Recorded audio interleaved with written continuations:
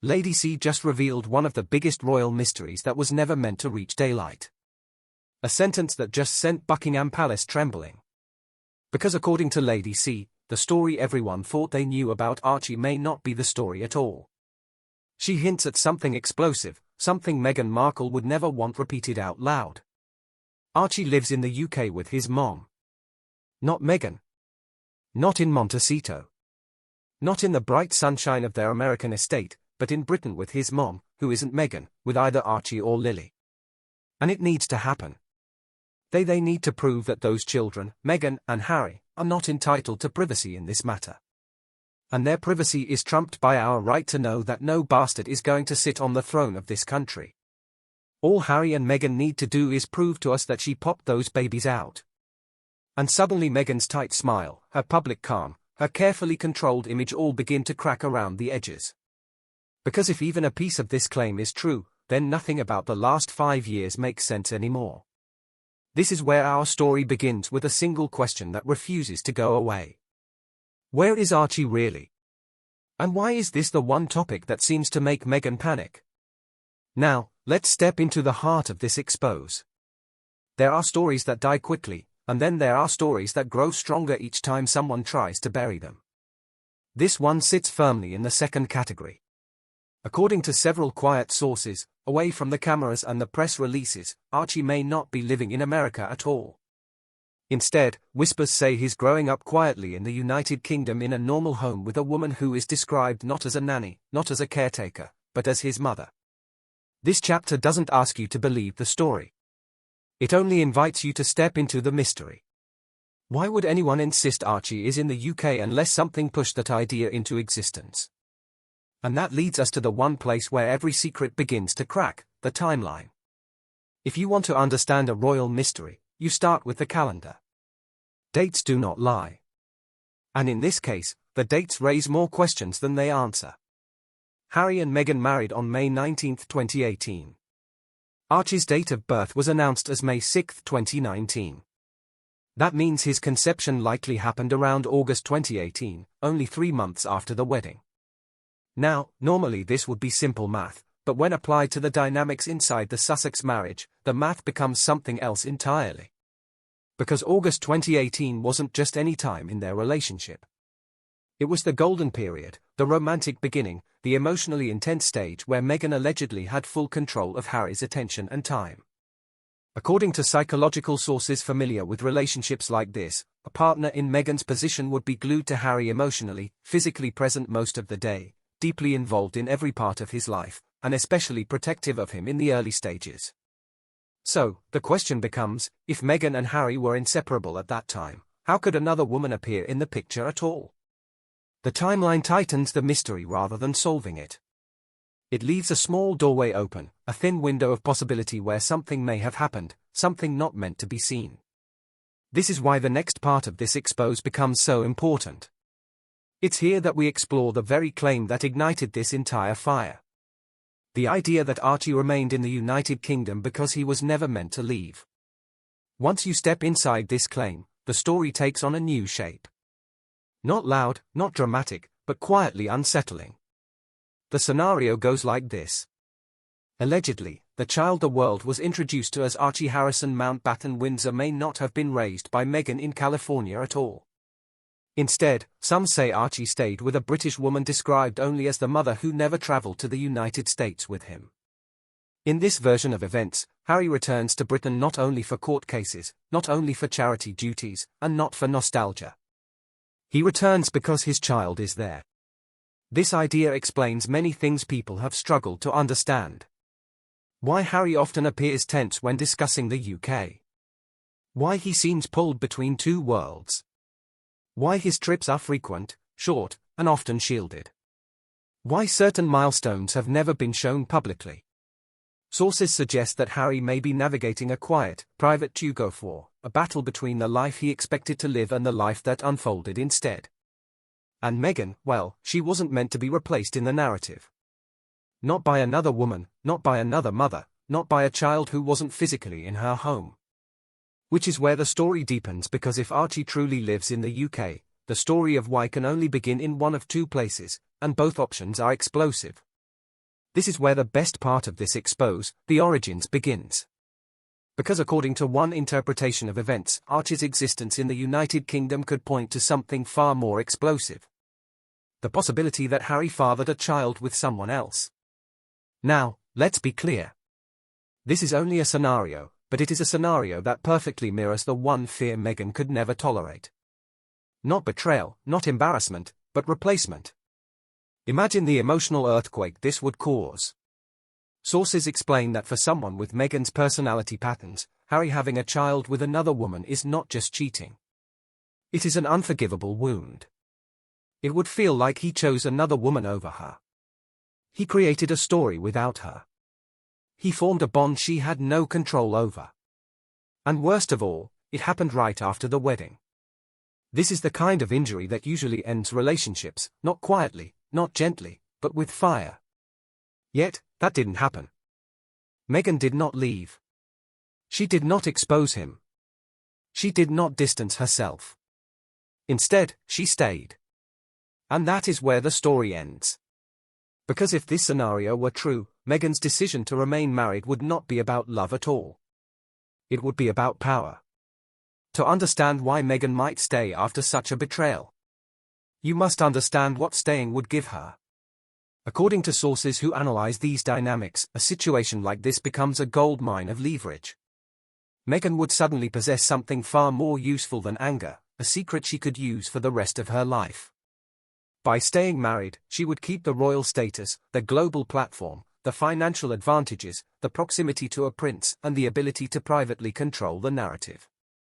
But more importantly, she would hold something over Harry that could never truly disappear. I know what you did. In this view, Meghan wouldn't stay in spite of the betrayal. She would stay because of the power it gives her. She could set the rules. She could dictate the terms. She could remind him at any moment what he stands to lose. And the alleged arrangement would be simple. I will stay. I will raise the child as ours. But from this moment on, you answer to me. This dynamic transforms the marriage into something very different. Not a romantic partnership, but a silent negotiation built on fear and control. But this is only one path the story could take. Sources introduce a second scenario, one without cheating, yet just as complicated. And that is where the story shifts into the second possible origin of Archie, the UK surrogate who never handed him over. In this version of events, nothing scandalous happened between Harry and another woman. There was no secret affair, no betrayal, no shocking personal wound for Meghan. Instead, the story starts with a simple clinical arrangement, a surrogate, a pregnancy, a plan. According to this scenario, the UK-based surrogate may have carried Archie with full approval from both Harry and Meghan. Everything would have been organized, expected, controlled until it wasn't. Because in this version, the surrogate made a decision no one saw coming. She kept the child. Suddenly, the story changes shape again. There is no infidelity. There is no betrayal. But there is still a child in the United Kingdom. A child Harry is biologically connected to and a child Meghan has no emotional attachment toward. And here is where the psychological dynamics deepen. For Meghan, a child she did not carry, did not bond with, and does not physically raise offers no emotional value, no strategic value, no personal meaning. Without emotional empathy, the child becomes, in her eyes, irrelevant. But for Harry, it's different. To him, this child is not a negotiation tool, not a political problem, not a burden. He is his son, and that creates a conflict far more subtle and far more painful. Harry wants connection. Meghan wants control. In this scenario, Meghan would not fight for the child, but she would fight to control Harry's access to him. Every visit becomes a negotiation. Every trip to the UK becomes a reminder of her power. And in both scenarios, the infidelity version and the surrogate version, the same result remains. Archie stays in the United Kingdom. Harry returns to see him. Meghan controls the terms. And that leads us directly into the next part of our story, where the illusion, the contradictions, and the final haunting questions reveal themselves. If Archie's true home is the UK, then the moments, images, and short video clips we've seen of a child in America suddenly become far more mysterious. According to quiet behind-the-scenes interpretations, there are 3 explanations. None of them simple, none of them ordinary. Possibility 1, a child actor. Some alleged that another child close in age and appearance may be used for controlled moments, a substitute who appears in brief footage or limited angles. This would allow Meghan to maintain the family image without exposing the truth. Possibility 2, another family's child. In more practical terms, sources suggest Meghan may simply use a trusted friend's child for certain scenes. A toddler is easy to disguise with hats, turned backs, quick movements, or distant camera shots. Possibility 3, digital editing. The most unsettling scenario involves photography and digital tools. Some claim Harry may take photos of the real child during UK visits, and those images are later inserted into scenes that appear to be Montecito, Mexico, or other locations. No matter which scenario one believes, the same logical thread emerges. If the real Archie is in Britain, then every image shown in America must be constructed, borrowed, or carefully staged. This is the moment in the story where the world feels upside down because nothing is as simple as it appears, and the contradictions start piling up. When a story refuses to die, it's usually because too many things don't make sense all at once. This chapter isn't about proving anything. It's about acknowledging the oddities, the quiet, loose ends that never truly tie together. Why show a child in California at all if Meghan doesn't care about him? Why go through the trouble of substitutes or edited photos? Why risk discovery when silence would be easier? Why present Archie as a part of their American family while the timeline, emotional motives, and behind-the-scenes logic hint at the opposite? And why, despite endless opportunities, has the world never seen a natural family outing, a candid photo, an unscripted moment, or an unquestionable appearance of Archie in California? Every time the story seems to settle, something tilts again. A detail shifts, a date doesn't align, a photo looks too staged, a behavior seems too controlled, a trip to the UK happens at exactly the wrong moment. These contradictions don't tell the full story, but they keep the mystery breathing. And that brings us to our final chapter. A chapter not about proof, but about presence, about the quiet sense that something is missing or someone is missing in the world's most public family. This ending is where everything comes together. Every royal story has 2 versions. The one the world is told and the one that moves in the dark, just out of reach. And when it comes to Archie, the shadows speak louder than the sunlight ever has.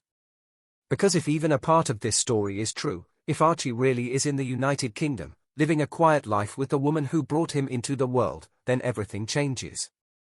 It changes the meaning of Harry's southern trips across the ocean. It changes the silence around Archie's childhood. It changes Meghan's careful control over the family's image. It changes the last 5 years of headlines, interviews, and staged footage. But most of all, it changes the understanding of a prince who may be living 2 lives at once. One in the spotlight crafted for the world, and one in the shadows kept for a child he couldn't bring home. Picture it. A small British town, a quiet house, a boy with red hair running across a garden, unaware of the storm that surrounds his name. A father who arrives without cameras, spending hours he cannot post, taking photos he cannot share, and a woman, the mother, keeping the child's world peaceful while the rest of the globe argues over a story she never asked to be part of. In another country, Meghan continues her rise, building brands, shaping narratives, designing the life she always believed she deserved. A life where a distant child offers neither emotional comfort nor advantage. 2 worlds, 1 secret, 1,000 questions. And somewhere between them lies the truth about Archie. Not yet spoken, not yet exposed, but always waiting. Because truths like these don't stay buried forever. They hover in the air. They echo in interviews. They slip through cracks and perfectly rehearsed stories. And one day, whether by accident or by courage, the truth steps forward. Until then, this mystery remains exactly what it has always been. A royal shadow drifting between 2 continents. A child whose story has never been fully told. And a question the world continues to whisper. Where is Archie? And why has no one answered?